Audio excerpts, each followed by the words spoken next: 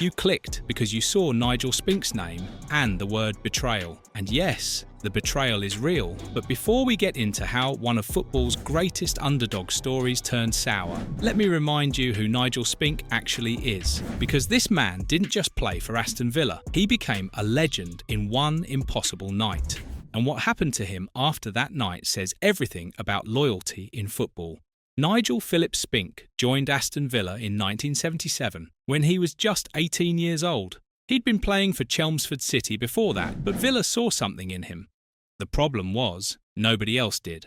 For nearly 5 years, Spink sat in the reserves, playing in the old Central League, waiting for his chance. 5 years. Most players would have given up. Most players would have moved on. But Spink stayed patient, developing his craft, trusting that his moment would come. And then it came.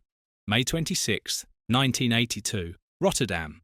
The European Cup final, Aston Villa versus Bayern Munich, the biggest stage in club football. Spink had made exactly one first-team appearance for Villa before that night. One.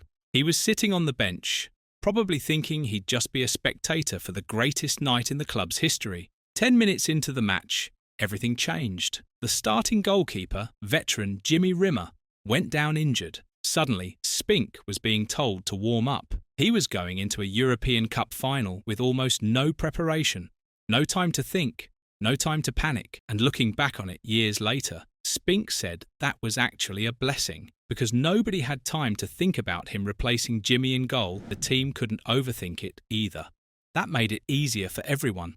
What happened next was pure magic. Spink played like he'd been preparing for this moment his entire life. He commanded his area. He made save after save against one of Europe's most feared attacks. He kept Bayern Munich scoreless. When Peter Withe scored in the 67th minute, that single goal was enough. Aston Villa won the European Cup 1-0, and Nigel Spink, the reserve goalkeeper who'd barely played for the first team, was suddenly a hero. Not just any hero, a legend.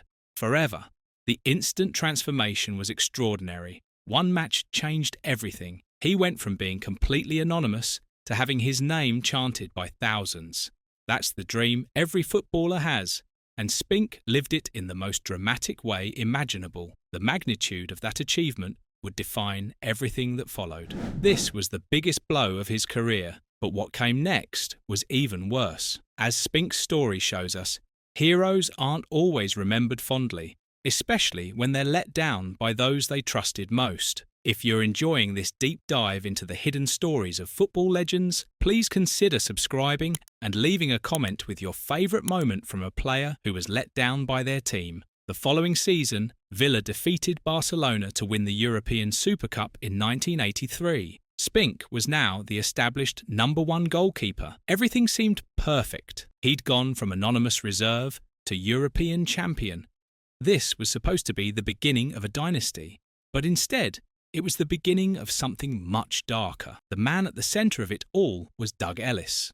When Ellis returned as chairman, everything started to fall apart. According to Spink, Ellis basically dismantled the side over a couple of years. This wasn't just poor management. This was watching a championship team get torn apart piece by piece.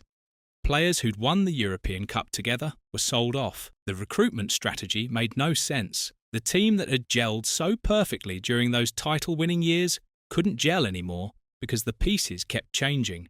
And Spink had to watch it all happen. He'd experienced the absolute peak of club football, and now he was experiencing the opposite. The politics, the instability, the lack of direction. It was torture for someone who'd given everything to the club. In 1986 and 1987, just 5 years after that miracle in Rotterdam, the unthinkable happened. Aston Villa were relegated from the First Division. For Spink, this was the biggest blow of his career. Not losing a match, not conceding a bad goal, relegation, and he blamed it directly on the politics and internal turmoil plaguing the club. The psychological impact was devastating. Spink looked around the dressing room during that catastrophic season, and it felt almost like playing in the reserves because there were so many young players. Think about what that means. Spink had spent 5 years fighting his way out of reserve football. He'd reached the absolute summit of European football, and now the first team felt like the reserves again. That's not just a decline in quality, that's an institutional collapse. That's betrayal. But here's the thing about Nigel Spink. He didn't quit. Despite everything, despite the politics, despite watching his beloved club crumble, he stayed. He played a total of 460 games for Aston Villa. That's still the club record for a goalkeeper. 19 years of service, 19 years of loyalty to a club that didn't always show him the same loyalty back. Oh, and in the middle of all this, Spink earned his only England cap, June 19, 1983, against Australia. He came on as a substitute at the start of the second half. His entire international career lasted exactly 45 minutes. One cap, 45 minutes. For a European Cup winning goalkeeper with a club record for appearances, that's baffling. But England had Peter Shilton and Ray Clements in those days. Competition was fierce. Still, that single cap gave him the credential of being an ex-England international, something that would prove valuable later when he became an after-dinner speaker. By 1996, though, Spink had reached a decision point. A young Australian goalkeeper named Mark Bosnich had emerged as the first choice under manager Ron Atkinson, and he kept that spot under Brian Little too. Spink was now second choice. After everything he'd done for the club, after 19 years of service, he was back on the bench, and Spink made a choice. He didn't want to finish his career playing reserve team football. Not after everything he'd achieved, not after carrying the club through its darkest years. So in 1996, he left Aston Villa on a free transfer and joined local rivals West Bromwich Albion. It wasn't about wanting to leave Villa.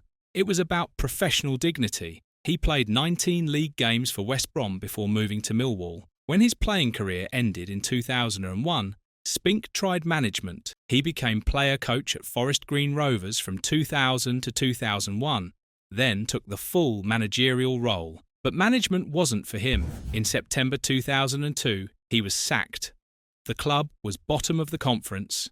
2 years, and he was done. It was a harsh lesson about the difference between playing and managing. But Spink adapted. He pivoted to specialised coaching, focusing solely on goalkeeping. And this is where he finally found some stability again. He worked under Steve Bruce at multiple clubs. Birmingham City from 2003 to 2007. Wigan Athletic from 2007 to 2009, Sunderland from 2009 to 2011. This was the kind of professional stability he hadn't experienced since before Doug Ellis dismantled Villa. His final coaching role was at Bristol City from 2012 to 2013. Then in December 2011, after being dismissed from Sunderland, Spink had what he called a light bulb moment. He borrowed a friend's van to clear his flat and found a sense of fulfillment in work outside the professional game. After decades in elite football, after experiencing the highest highs and the lowest lows, he realised something. He didn't need the chaos anymore. Today, at age 67, Nigel Spink works as a courier. He drives around England making deliveries, a European Cup hero doing a normal job. And you know what? He's happy. After witnessing institutional betrayal, career volatility, and the instability of the coaching carousel, he chose something different. He chose stability. He chose predictability. He chose peace.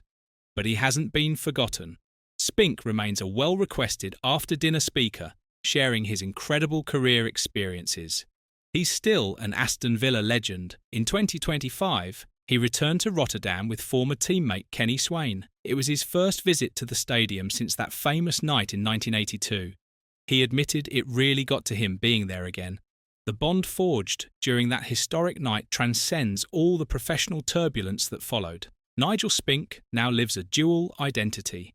He's a celebrated figure forever etched in club folklore, a hero the streets will never forget, and he literally drives those streets as a working courier. It's the perfect metaphor for so many sporting legends whose post-career lives transition from high-profile exposure to necessary personal stability. His career is a study in resilience. He achieved improbable success in 1982, moving instantly from the club's periphery to its core mythology. But that pinnacle was immediately followed by profound disillusionment. The betrayal wasn't from the fans. It was institutional. The club under Doug Ellis failed to honour what that team had built. The 1987 relegation confirmed it. Every choice Spink made afterwards was about dignity and control. Leaving Villa in 1996 was about rejecting a diminished role. Becoming a courier in 2013 was about choosing stability over perpetual pressure. He defined success on his own terms. That's the legacy. Not just the European Cup, not just the 460 appearances, but the resilience to endure organisational chaos whilst maintaining his integrity. The beautiful thing about Spink's story is that it's honest. It doesn't pretend that sporting glory guarantees lifelong happiness or financial security. It shows that sometimes the real victory is finding contentment after the crowds stop cheering. Spink found that contentment on his own terms, away from the spotlight that once defined him. If you enjoyed learning about Nigel Spink's incredible journey, please subscribe and share this video with a friend who loves football history.